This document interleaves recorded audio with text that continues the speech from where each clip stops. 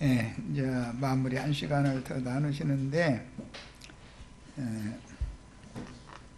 요한 사도에게는 계속해서 이기는 생명을 계시를 하셨다라는 거 아까 두 번째 시간 마무리 부분에 말씀 나눴고, 자 이제 9페이지로 갑니다.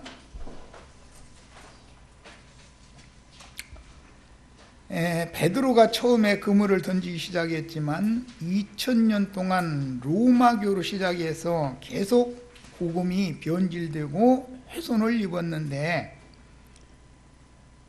궁극적으로 이기는 자라는 것은 변질된 복음을 이기는 것이죠. 사탄의 미혹을 이기는 것을 말하기 때문에 그걸 말하고자 하는 거예요. 소위 삼위일체 교리로 시작해서 인간들이 고안해낸 조직신학의 교리들은 성경 진리를 너무도 많은 부분을 훼손하였으므로 현대에는 성경에 대한 이해가 이제 어느 한 가지 두 가지가 뭐 잘못되고 이런 게 아니라 혼재된 거, 이게 막 이것저것 그냥 이렇게 그래서 엉망이 되어 어디에서부터 손을 볼지 알 수가 없도록 복음 말씀이, 즉 그물이 찢어지고 파손되었습니다. 복음의 진리를 상징하는 그물은 여기저기 찢어지고 이게 걸려드는 것은 전부 가라지 떼들만 걸려들게 되는데, 이것도 하나님의 경륜에 속하는 문제다. 추수를 준비하시기 위해서는 가라지 단을 먼저 넘어와서 묶어서 단을 먼저 쳐야 되기 때문에, 당연히 이제 시대의 끝에 가면은 가라지들을 이렇게 불러 모으는 일을 하는 약한 자의 사자들이 와서 더 활동을 해야만 그들에게 많은 사람들이 몰려가게 돼 있는 거다. 이제 내가 이제 전에 이만희 그 사람이 말씀을 어느 부분은 많이 제대로 열어놓는 것이 있는데, 어느 부분에 가서 살짝 내가 그러라 그쪽으로 모든 걸 끌어가는 거, 이것은 그게 마귀가 하는 간교한 술법이거든. 예, 그런 게 다 뭐냐, 가라지 추수꾼들은 다 그렇게 하는 거다 하는 거예요. 자, 그 다음에 세상에서 지위를 가졌고 재물을 많이 가졌으며 헌금을 많이 낼 수 있느냐, 그 사람의 인간성이 좋으냐 등등을 기준으로 천연적인 사람들 수십만 명을 모아도 이것은 주님의 교회가 아니고 육의 무덕인 기브롯 핫다와가 어딘지 아시죠? 애굽 하수에서 새 날라오게 만들어가지고 그거 먹고 다 죽은 자들 거기 공동묘지 한꺼번에 묻었는데 기브롯 핫다와에서 묻었다고 그랬잖아요. 그 다음에 에스겔 선지자에서는 그 시체들이 무더기 하문곡, 골짜기 하모나 공동묘지라는 뜻이에요. 오늘날 기독교계는 사실은 그 공동묘지인 것이다. 이렇게 말하면 아마 기겁할 거예요. 자, 주님이 어디로 오셔요? 심판하러 오실 때는 죽음이 있는 곳으로 오죠. 구원하시는 주님은 주님의 교회로 오시지만 음력교회는 심판에 주로 오시는 거죠. 독수리들이 오는 거죠. 이런 것을 알아야 된다. 성경의 예언을. 그건 계시가 필요한 거죠. 이제 공동묘지, 시체, 죽음이 있는 곳이 어디예요? 기독교를 말하나요? 기독교. 세상만 죽음이 있는 곳이 아니다. 자, 교회에서 세상 권력과 돈이 판을 치게 되면 세상에서 가진 자들에게 눌리고 고통당하던 이들은 술자리를 잃게 되고, 세상에서 그렇게 아픔당하고 고통당한 사람들이 메시아를 찾아서 교회에 갔더니 교회에서까지 멸시당해버리고 짓밟혀버리고, 이렇게 되면 이제 고아와 과부와 빈천한 자들은 갈 데가 없죠. 그들을 비밀리에 구원할 자들을 미리 다 부를 자들을 다 불러서 구원하시고 나면 나머지는 쓰레기장이다. 이게 쓰레기장. 그것은 심판하는 거예요. 처녀교회로 모일 자들 모이게 만들고 많은 물이 앉은 큰 음력교회로 또 다 모아가지고 심판은 어디서 하는 거예요? 많은 물이 앉은 큰 음력교회를 벌거벗기고 불사르는 거잖아요. 이게 하나님의 비밀이다. 자, 그 다음에 물고기를 잡아도 배의 오른편에 그물을 내려서 세상의 왼편 사람들을 잡아올려야 하는데, 바다라는 건 세상을 상징하는 거예요. 세상 편에서 보면 배의 왼편이 세상에서는 오른편이죠, 그게. 그런데 그물은 어디다 던져야 돼요? 오른편에 던져야 돼. 그래서 베드로와 갈릴리 바다에 고기를 잡는데 전문가였던 제자들이 밤새도록 그물을 내렸는데 한마디도 안 잡히더라는 거예요. 그런데 내린 장소가 잘못됐던 것이죠. 그래서 새벽에 주님께서도 이제 배 오른편에 던져라. 그게 베드로의 생각에는 왼편에 늘 던져야 되는 건데 왜 오른편에. 그런데 주의 말씀이 그렇게 하라고 하니까 한번 해보겠다고 했는데 잡혔다는 거잖아요.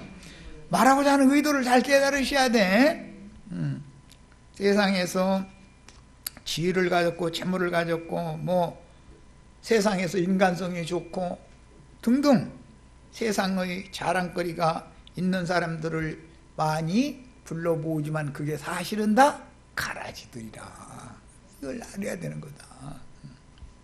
자, 주님께서 죄인을 불러 구원하러 왔다고 선언을 하시면 유대 교인들은 그는 먹기를 탐하고 포도주를 즐기는 사람이요 세리와 죄인의 친구로다, 이렇게 비판하는 거예요. 그러니까 이것은 예수를 믿자는 뜻이 아니고 믿지도 않으려면서 따라다니면서 트집 잡을 거리를 찾기 위해서 다 쫓아다니는 거죠. 얼마든지 그럴 수가 있는 거예요. 항상 천상세계의 오른편은 하나님의 능력과 권세인 부활 능력을 말하는 거기 때문에 세상의 오른편은 왼편이니까 육은 왼편이고 부활한 영은 오른편이기 때문에 이걸 정확하게 이해를 해야 된다. 예수님이 제자들에게 갑자기 와서 제자들이 고기 잡는 기술이 없었던 게 아니잖아요. 그런데 왜 밤새도록 고기가 한 마리도 안 잡힌 게 온 것이 그것이 하나님 전능성이죠. 과거 하던 대로 해가지고는 고기를 잘 잡았던 사람들이잖아요. 그런데 밤새도록 헛구물질만 한 거예요. 그런데 예수님 새벽에 오셔가지고 야, 너 그물 오른편에 얹어봐. 그러니까는 자기 생각을 버리고 이제 베드로가 주의 말씀이니까 그냥 하겠다고 해서 했더니 고기가 잡혔다는 거예요. 이제 나는 늘 배의 오른편에만 그물을 던지는 사람이지 왼편에는 저 동네 사람들이 다 던져서 잡아갈 거 다 잡아가니까. 그런데 여기도 몇 마리만이라도 좀 걸렸으면 왼편 사람들이 걸렸으면 좋겠는데 이게 잘 안 돼. 그런데 또 어쩌려다 몇 사람 들어오면 꼭 문제를 일으키고서 교회를 깨버려. 그것도 또 신기한 일이고. 그러니까 끝까지 주님만 의지하고 다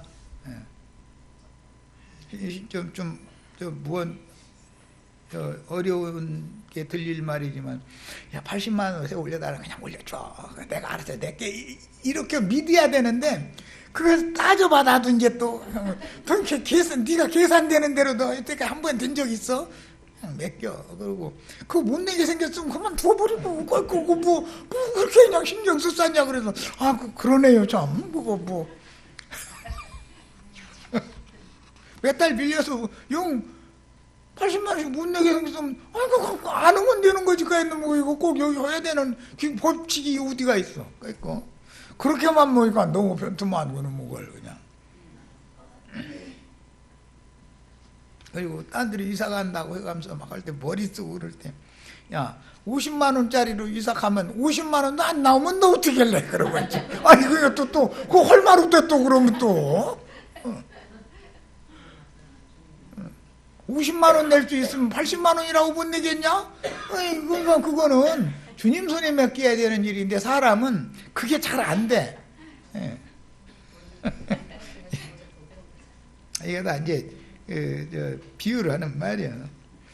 요한복음을 마무리하는 내용을 보면 베드로가 인간적으로는 정말로 주님을 뜨겁게 사랑했고 모든 제자들보다 자기가 예수님을 더 사랑한다고 장담했지만 막상 시험의 때가 닥치니 그가 사랑한다는 말은 허무하게 무너지고 말았습니다.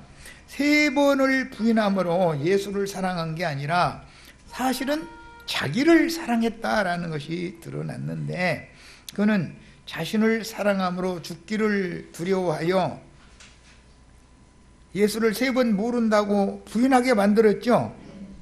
만약에 안다고 하면 잡혀가지고 죽게 생겼으니까 살으려고 그런 거 아니에요.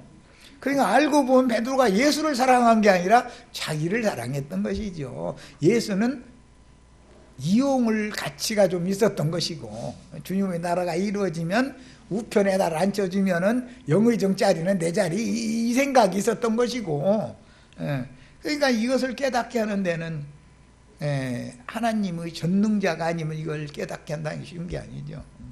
인간의 어떤 관념을 무너뜨리고 빛의 세계로 사람을 나오게 한다는 게 이게 쉬운 게 아니에요. 그런 거 보면. 그래서 인간적으로 주님을 사랑하다가는 큰 낭패를 당할 수가 있다라는 것을 보여주는 요한복음에서는 이런 문제를 정리해 주는데, 앞에 공관복음이라고 한 세 복음에서는 3번 부인하고 낙심한 얘기까지만 나왔지, 그를 치료해서 종으로 다시 보내는 얘기는 안 나왔죠. 이제 요한복음에만 이걸 마무리 정리까지 다 해준다. 마무리는 꼭 요한복음에 하는 거죠, 뭐든지. 3번씩이나 주님을 부인한 베드로가 심히 통곡한 내용을 기록하고 마무리한 세 복음서 내용과 이걸 공관복음이라고 그러죠. 달리 요한복음은 낙심하고 시험당한 베드로가 지휘자들과 갈릴리 바다에 내려가서 고기를 잡을 때 예수님이 그때 3번째로 만나주신 때죠. 요한복음 21장은 예수가 부활하신 후에 3번째 만나주신 거예요. 3번 부인하는 거, 3번째 만나주시는 거, 3번을 네가 나를 사랑하느냐 물으시는 거, 자꾸 3번으로 자꾸 연결하죠. 이것은 뭘 상징하는 거죠? 부활생명으로 나를 사랑하는 것만이 진실한 사랑인 거다, 이걸 가르쳐 주려는 거잖아요. 그래서 요한복음은 사흘 되던 날 얘기가 강조되는 거예요. 3번째라는 말이 강조돼요. 자, 그래서 3번째 찾아오셔서 숯불에 구운 물고기와 보리떡을 또 먹여주시며 3번씩이나 그 영혼을 만져서 치료하는 말씀이 나옵니다. 네가 나를 이 사람들보다 더 사랑하느냐, 다른 공관복음에는 이 모든 것들보다 나를 더 사랑하느냐 이렇게 돼 있죠. 네가 이 모든 것들보다 나를 더 사랑하느냐라는 질문의 말씀은 3번 주님을 부인했던 베드로에게 자신을 돌아볼 수 있는 기회와 함께 무한한 생명력을 그 영혼에 공급해 주셔서 상처를 치료하여 새 힘을 불어넣어 주시는 내용입니다. 이 부활 생명으로 아니하고는 주님을 사랑할 수도 없고 주님의 일을 할 수도 없는 거죠. 자꾸 사람이 바다에 가서 고기 잡으려고 세상에 전도를 인간의 힘으로 하려고 하면 항상 그물을 습관적으로 왼편에 내리는 버르쟁이가 돼 있어, 이게. 저 사람은 그래도 좀 내 말 좀 잘 들어주겠고, 이렇게 보니까는 뭐 11조 헌물도 좀 낼 것 같고, 이런 것을 자꾸 본다, 이게. 인간의 이게 아주 조성이 돼 있어. 그런데 나도 이렇게 말해놓고 나서 혹시 어떤 분이 또 뭐 금부치라도 울긋불긋 오면 저분 또 돈푼에 있는 것 같네, 또 이 생각이 또 이게 머리에 싹 스쳐버려. 나 이게 정말 사람 주고 아주 이놈 무거.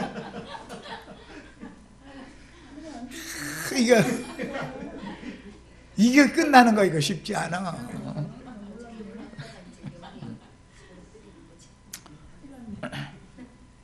혹시 뭐 세월이었는데 이거 뭐 누가 어떤 몇 사람 들어가지고 좀 동품이나 있는 사람 좀 들어와서 해결해 주셨으면 이런 생각도 뭐 은근슬쩍이 했었고 말이야. 이거 큰일 나는 얘기잖아. 그러면 만약에 그런 거 같으면 형제님이 갈 때까지 다 간 것 같으니까 이제 그만 오겠다고 이러셔야 돼. 그래야 정신 차리니. 요한복음은 병든 영혼을 치료하여 세상을 능히 이길 새 힘을 주시는 실제가 무엇인지를 보여주는데, 영혼이 받은 상처로 인하여 아픔을 겪는 영혼을 어떻게 치료하여 당신의 종으로 새로 세워서 쓰시는지를 정확하게 기록하여 마무리를 해줍니다. 이게 항상 요한은 마무리하는 사역이다.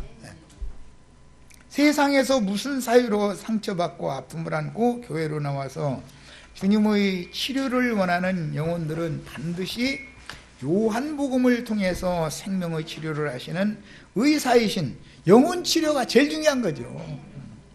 주님을 만나야만 세상을 능히 이길 힘을 얻고 그리스도의 충성스러운 종으로 헌신하며 남은 일생을 마무리할 수 있습니다. 천연적으로 타고난 옛사람의 자아 처리를 받은 적이 없는 아론 반차의 사역은 인간적인 사람이라고, 세상에서 출세하는 사람들하고, 세상교회 복음이란 건 이거죠. 그런데 이것이 사실은 그 영혼을 망가뜨리는 거짓 복음인 거다. 그래서 요한복음은 20장으로 끝난 것 같이 기록을 해놓고 나서 21장을 추가한 것은, 이것은 상처받은 베드로를 치료해서 부활생명으로 새로 사역에, 새 사역에, 새 하나님의 새 일에 쓰기 위한 것이기 때문에, 그냥 육신의 눈으로 보자면 이거 별도로 나중에 써서 붙여놨나 이렇게 읽어지기가 쉽게 그렇게 돼 있죠, 구조가. 자, 이제 요한 1서 2장 14절 인용구 봅니다. 아비들아, 내가 너희가 태초부터 계신 이를 너희에게 쓴 것은, 근데 거기 빠졌네. 내가 너희에게 쓴 것은 너희가 태초부터 계신 이를 알았으며, 청년들아, 내가 너희에게 쓴 것은 너희가 강하고 하나님의 말씀이 너희 안에 거하시며 너희가 흉악한 자를 이겼다. 이 흉악한 자가 누구냐면 뱀이죠. 창세기에서는 간교한 자다 그랬는데 이게 사실은 흉악한 마귀인 거죠. 자, 그리고 너희 안에 계신 이가 세상에 있는 이보다 더 크시다 그랬으니까, 요한서신은 인자로 오신 예수님을 말하는 게 아니라 영이 되어서 우리 속에 오시니 그분이 세상신 마귀보다 훨씬 큰 자다, 이걸 강조하는 것이 요한서신이죠. 우리 기령님은 가끔 이제 그 얘기할 때마다 성육신 된 것이 요한서신에서 초림 예수를 말하는 게 아니다. 그런데 사람들은 이걸 너무 모른다 그러는데, 이런 구절을 한 구절만 딱 갖다 대도 초림 예수는 사람으로 왔는데 제자들 속에 계실 수는 없는 거죠. 구속을 위해서 죽고 장사되고 부활하신 다음에 재림, 승천하셨다가 재림하셨을 때나 우리 속에 계실 수가 있는 거지. 그러니까 요한 1, 2, 3서 이후는 전부 우리 속에 계신 그리스도, 우리의 육체를 입고 계신 성육신, 두 번째 성육신 하신 그리스도를 말하는 거다라는 걸 확실하게 이해를 할 필요가 있어요. 자, 그 다음에 이제 13페이지로 갑니다. 예수 그리스도, 그분은 두 번째 단락이요, 네 생물의 실체가 되시는 분인데, 구속하신 네 생물의 첫째는 네 발로 기는 짐승들 중의 대표. 인간 종교, 인간 세상은 바다 생물로 상징이 되어지지만 세상 교계에 속한 사람들은 들짐승들로 상징되어지죠. 자, 그런데 들짐승 중에서 왕은, 금수세계의 왕은 사자다 그래요. 이것은 땅에 있는 짐승들을, 땅의 짐승들 중에 대표는 사자다. 그런데 마귀 세계에서는 땅에 있는 들짐승 중에 가장 간교한 것이 뱀이죠. 뱀은 꾀로, 지혜로 사자도 이기고 소도 이기고 이기는 거지만 사실은 싸움도 안 치요. 피해버리고 서로가 관심도 없으니까 그런데 들짐승은 주인이 없다. 주인이 없는 게 특징이죠. 들짐승은. 그럼 힘으로 사는 거예요. 배부르면 자고 배고프면 일어나서 이제 슬슬 달려볼까 이제 이러는 거지요. 짐승 세계는 다 그러죠. 짐승 세계는 달리기를 다 잘해. 노루사슴 이런 것도 달리기 잘하죠. 토끼 달리기 어마어마하게 잘해요. 왜? 살아남아야 되니까. 살고 싶으면 달리기를 잘해라. 그래서 세상 사람들, 세상 종교인들 보면 달리기 제일 잘하는 사람들은 난 세상 교회 사람들이라 생각해요. 뱀은 달리기 못해요. 뱀이 제 아무리 빨라도 노루만큼은 빠를 수가 없어. 사슴만큼 빠를 수가 없어. 다리가 그렇게 가늘어도 뱀이 사슴을 따라간다는 거 봤어요? 뱀은 기어다녀야 되는데. 그런데 그렇게 빠른, 세상 말로는 이제 기독교인들 약사 빠르죠? 보통 빠른 게 아니에요. 사람들 이게 돌아가는 거 보면은 어마어마하게 빨라. 그런데 행동이 뱀이 느린 것 같은데 그 빠른 것도 다 잡아먹어. 이것도 또 비밀이야. 이거는 뭐고. 봐봐. 야, 참. 자, 짐승들의 나라인 세상의 왕을 계시하기 위해서는 유대 지파의 사자로 계시하고, 예수님이 사자죠. 한면에서는 마태복음에서는 그래서 이스라엘의 왕이 어디에서 태어날 것인가, 시작부터 헤롯 왕이 그 문제 때문에 2살 아래 아이들 다 죽이고, 이게 왕 문제 때문에 그런 거 아니에요. 왕권 문제 때문에. 죽는 데까지도 유대인의 왕 예수 죄패를 딱 갖다 보니 태어날 때부터 죽는 데까지 왕 문제를 다루는 건 마태복음이다. 왕권을 다룬다. 그 다음에 저 아래로 갑니다. 두 번째 복음서는 마가복음인데, 하나님의 종으로 죽기까지 충성하신 인자 예수의 순종과 헌신을 강조하는 송아지 소를 계시하므로 마가복음의 시작은 하나님의 아들 예수 그리스도의 복음의 시작이다. 이렇게 시작되죠.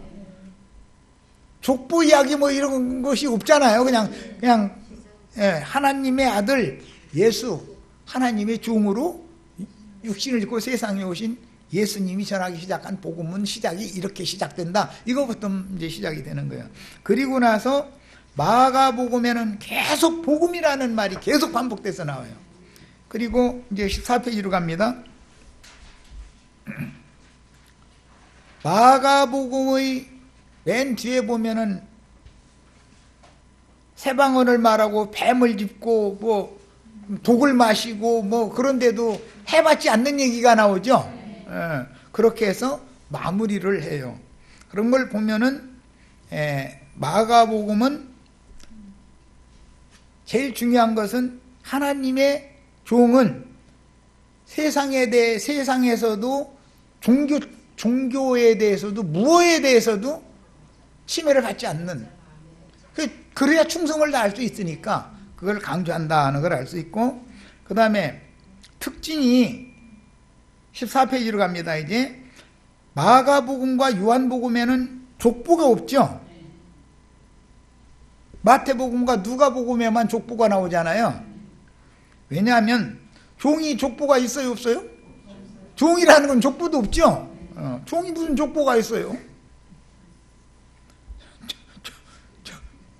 종은 그냥 종이지 뭐.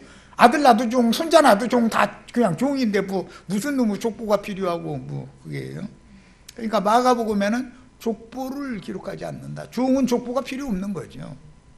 그 다음에 요한복음은 처음도 나요, 나중도 나다 그러는데 시작도 없고 끝도 없는 영원한 하나님의 족보를 말해야 되는데 인간들이 생각하는 족보를 기록하면 안 되죠. 멜기세덱은 족보가 있어요, 없어요? 멜기세덱은 시작의 날도 없고 끝날도 없고 족보가 없는 분이요. 그래서 마가복음은 종이니까 족보가 필요 없고, 요한복음은 신이니까 족보가 필요 없고, 태초부터 영원까지 요한복음은 그걸 말하니까 족보가 없어요. 자, 마태복음에서 아브라함과 다윗의 자손 예수님의 족보가 시작이 되는데, 이것은 아브라함부터 족보가 시작된 것은 아담의 저주를 변하여 복이 되신 분으로 예수님이 왔다라는 걸 말하려고 아담부터 아브라함의 아버지 데라까지 족보를 싹 빼버려. 그죠? 아브라함의 아버지 데라잖아요. 아담부터 데라까지 족보가 없는 건 아니죠. 있는데 거기는 딱 무시해버리는 거예요. 마태복음은. 그 다음에 마태복음은 아브라함부터 족보가 시작되어 복의 사람, 복이 있는 사람을 계시하는 마태복음은 복 있는 자는 뭐 이런 말씀이 참 많이 나오죠. 산상수훈에 그냥 많은 말씀이 나왔죠. 복을 자꾸 얘기하는 거예요. 그런데 이 복을 기독교계가 땅의 복으로 바꿔서 오남용을 하는 것이죠. 복 있는 자는 천국이 저의 것이며가 말하고자 하는 의도의 중심이죠. 그런데 땅에서 부자 되는 것이요로 살짝 바꿔놓는 것이죠. 기독교 목사들이 이런 걸 정확하게 우리는 눈 열려서 가려내려면 독수리처럼 눈이 좋아야 된다 이거예요.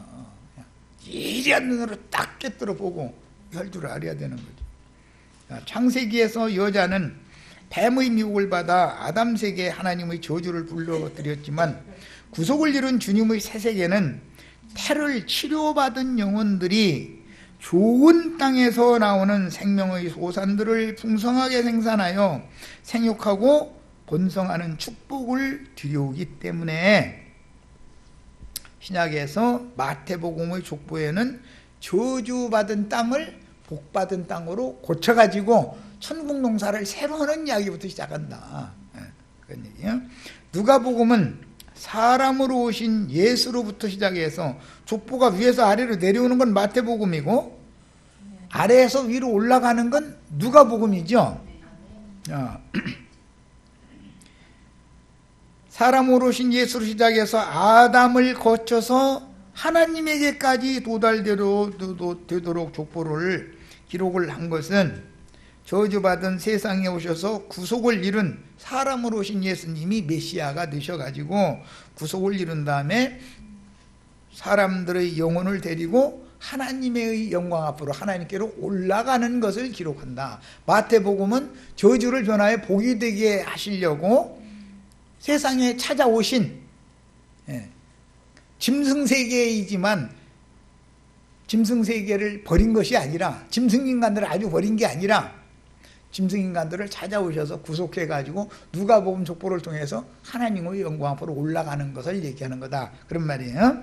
자, 저주받은 인간을 어떻게 회복시켜서 하나님의 영광 앞으로 인도할 것인가? 이것은 한 사람의 불순종으로 말미암아 세상에 저주가 들어갔으므로 또 다른 한 사람의 순종으로 말미암아 저주를 제거하고 복의 근원인 하나님 앞으로 인도하는 사역이 인자 예수의 사역이기 때문에 누가복음은 아래에서 위로 올라가는 기록을 하고 있다.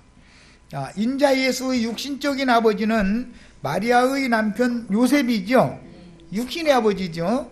그런데 실제로는 요셉의 씨로 난 게 아니죠. 실제로는 말씀 씨로 난 거예요. 그리고 요셉의 아버지가 이제 유다인데 누가복음에서는 요셉의 이상은 헬리오라고 기록을 하여 요셉의 아버지가 유다가 아니고 헬리라고 기록을 한 것은 실제는 마리아의 친정아버지를 말하는 것이지 요셉의 아버지를 말하는 게 아니죠. 육신의 족보로는 요셉의 처가 아버지의 계보로 올라가는 것이죠. 그리고 영의 족보로는 말씀을 통해서 왔기 때문에 예수님이 내 아버지라고 말을 하면은 말씀을 말하는 것이지 요셉을 말하는 게 아니었다라는 걸 잘 명확하게 알 필요가 있는 거예요. 그 다음에 그래서 여자의 계보를 기록하는 것은 누가복음이고 마태복음은 남자의 계보를 기록한 것인데 육의 남자가 아닌 말씀씨를 심는 남자인 하나님과 처녀 마리아가 생명의 연합을 맺어서 예수를 잉태하고 해산한 사실을 기록하므로 죽은 여자를 살려서 잉태시키고 해산케 하셨던 아브라함의 아내 사라의 비밀을 실현한 것이 처녀가 잉태하여 아들을 낳는 비밀이다.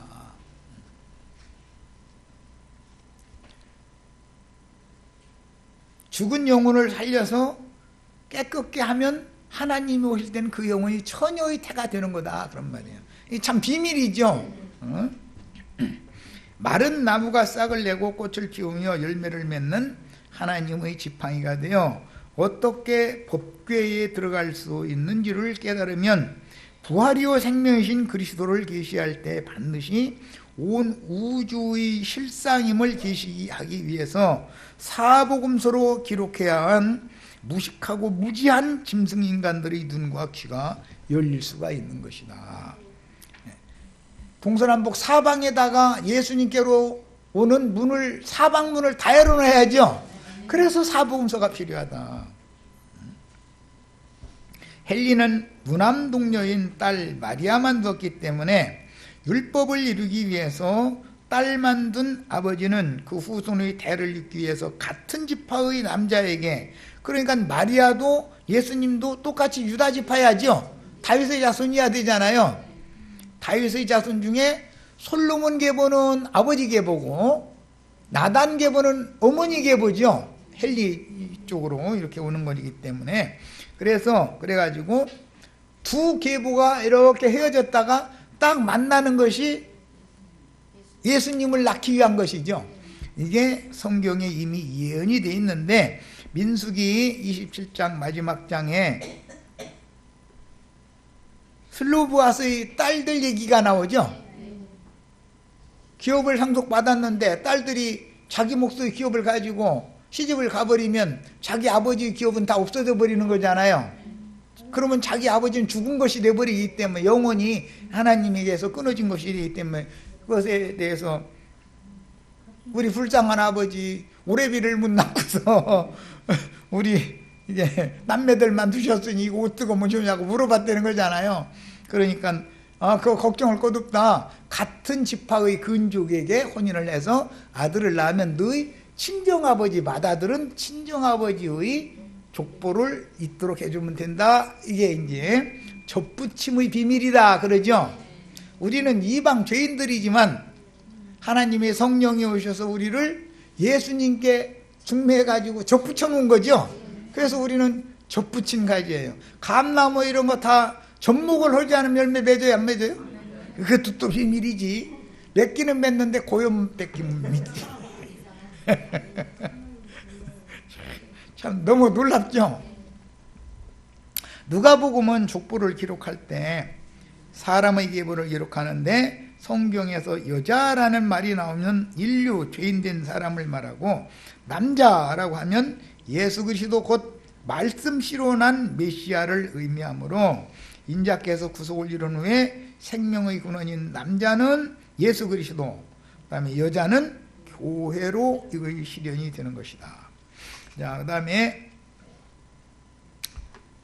저 뒤로 마태복음 사자, 마가복음 소, 누가복음 사람, 요한복음 독수리로 온 땅의 저주를 변하여 복받은 새 땅에 천국 농사를 할 수 있는 흙이 깊고 기름진 땅, 그게 좋은 밭이라고 누가복음 설명이 되어 있죠. 누가복음 13장에 좋은 땅에 떨어진다. 씨가 그러려면 깊이 뉘우치고, 흙이 깊어야 되는 거예요. 깊이 뉘우치고 생각이 깊어야 되는 사람, 깊은 사람, 그리고 거른기가 있어야 돼. 그러면 내가 어떠한 죄인인가, 내가 얼마나 부패하고 썩은 인간인가, 이것을 아주 너무 절실하게 깨달은 사람, 그게 흙이 깊고 거른기가 많은 좋은 밭이라는 거예요. 그 밭에다가 천국 말씀 씨가 심어져서 거듭나는 얘기를 하는 거다. 그래야만 좋은 열매를 맺는 거다.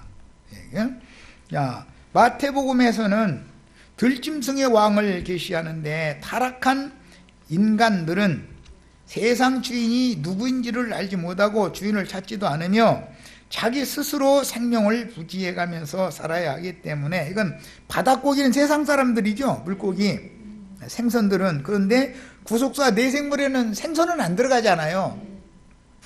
그런데 들짐승이 들어간다라는 것은 부정한 짐승 세계다 이거예요. 주인이 없는, 임자 없는 생명체들. 사실은 자기 창조자를 찾지도 않고 모른다라는 것이지, 창조자 없이 사자가 저 혼자 씨가 생겨난 건 아니죠. 자, 그 다음에 마가복음에서는 소, 송아지를 계시하는데, 제물로 드릴 수 있는 가축들 중에, 육축들 중에도 부정한 짐승이 있고 희생으로 드릴 수 있는 정한 짐승이 있죠. 정한 짐승 중에서 소가 대표다. 제일 큰 제물이죠. 그래서 구약 성경에 왕이나 대제사장이 국가적인 제사를 제례를 행할 때는 반드시 소를 갖다가 제물로 드려야 되는 것이죠. 엊그제 우리 저 홍영재님 인터넷에 글을 올려놨대. 아주 좋은 글을 올려놓은 거예요. 솔로몬이 1000번째 드렸다 하면서 1000번이나 제사를 했다, 이게 횟수를 갖다가 제사한 걸로 이렇게 설교하는데 그게 무지한 사람들이다 이거예요.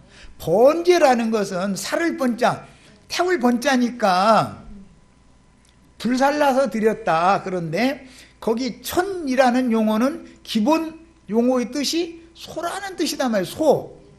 천이라는 히브리어의 천이라는 용어는 기본 의미가 소라는 뜻인 거예요. 그러니까 1000 번제라는 것은 1000마리의 소로 태워서 드렸다. 솔로몬이 국가적인 제사를 하는데 그렇게 했다 그 말이에요.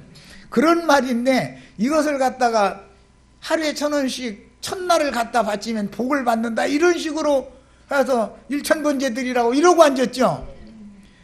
돈 뜯어 먹을 것도 그렇게 없어. 1000원짜리까지 날마다 그거 바치게 만들어가지고 하여튼 좀 치사해. 이렇게 보면은.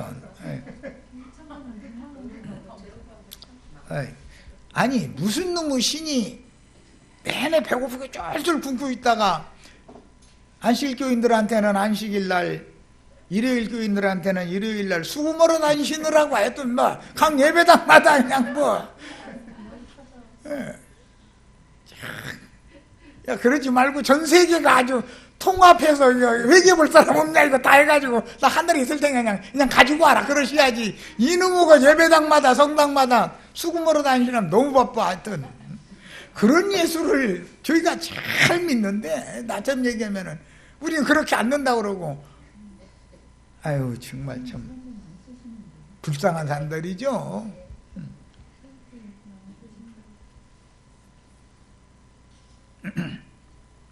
누가복음은 인자를 자주 계시하는데 에스겔 1장과 10장에서 네 생물과 그룹의 형상이 이와 같은 원칙에 따라서 교차적으로 계시되었기 때문에 사복음서가 동일한 순서에 따라 계시가 되었고, 계시록 4장에는 네 생물의 그 순서대로 기록이 됐죠. 사자, 소, 사람, 독수리, 이런 순서에 따라서 기록이 됐어요. 모든 독수리과에 속한 날짐승들은 육식성이라는 것이 특징이죠. 참새 종류는 초식성이죠. 씨앗을 먹지, 씨앗을. 풀씨를 먹든 뭐를 먹든 씨앗을 먹지. 이게 이제 다르죠. 야, 그러니까 이기는 생명이라는 것은 사망의 독을, 죽음을, 시체도, 죽음도 먹고도 생명으로 할 수 있는 게 독수리죠. 그래서 죽음이 있는 곳에는 독수리들이 모이느니라 그랬는데, 자기네들 예배당에 지금 죽은 시체들이 있는데 독수리가 지금 다 살 뜯어 먹으러 임하고 있는데 그것도 모르고 있어. 우리 예배당에 독수리가 와서 우리 살 다 파먹느냐고 또. 에휴. 육체는 독수리한테 당연히 밥으로 주는 게 하나님의 심판이잖아요. 구원하는 건 영혼인 건데. 사자들은 강하고 소는 힘과 인내력이 있으나 뱀을 잡아먹는 경우는 없지만, 뱀을 잡아먹고도 독뱀에 의해서 해를 받지 않는 생물은 오직 독수리다. 세상에 나타난 표상인 동물세계의 원칙을 봐도 하나님의 창조의 질서세계가 얼마나 엄미한지를 밖의 것을 통해서 영의 세계를 깨달으라고 표상으로 다 이렇게 해놓은 것이죠. 요한복음에만 하나님의 실체를 계시하는데 말씀이신 하나님은 또한 영이시니 라고 정확하게 밝히는 요한복음은, 하나님은 말씀이시니라 그랬는데 하나님은 영이시니 또 이렇게 하셨죠. 예, 명확하게 이렇게 하나님을 정의하는 말씀이 요한복음에 나오는 거예요.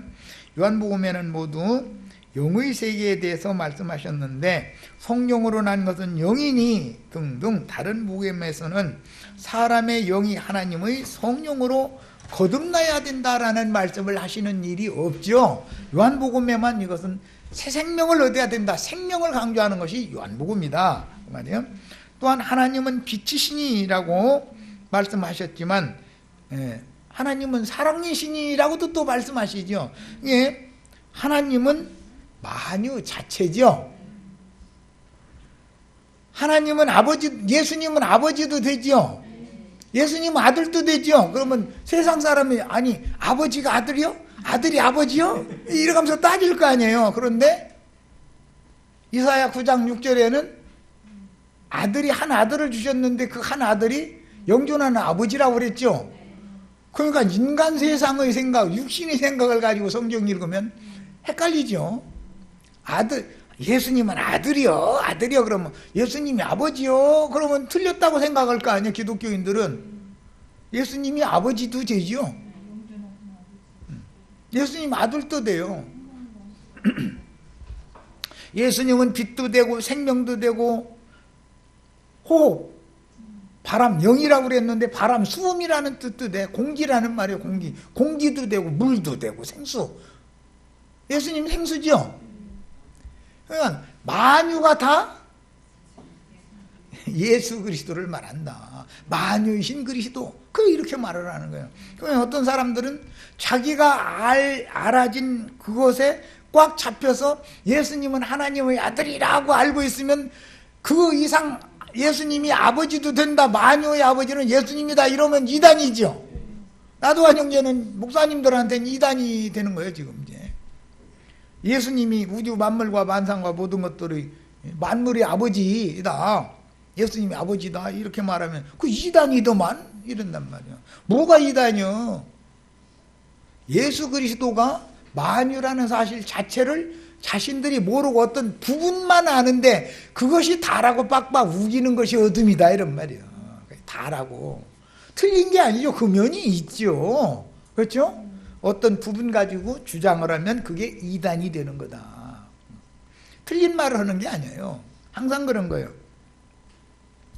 야, 땅과 바다를 밟고선 힘센 천사가 열린 작은 책을 주어서 받아먹고 소화하게 하신 후에 많은 백성과 나라와 방언과 임금들에게 가서 다시 예언하라고 보내신 증인들을 대표하는 형제가 사도 요한이었죠.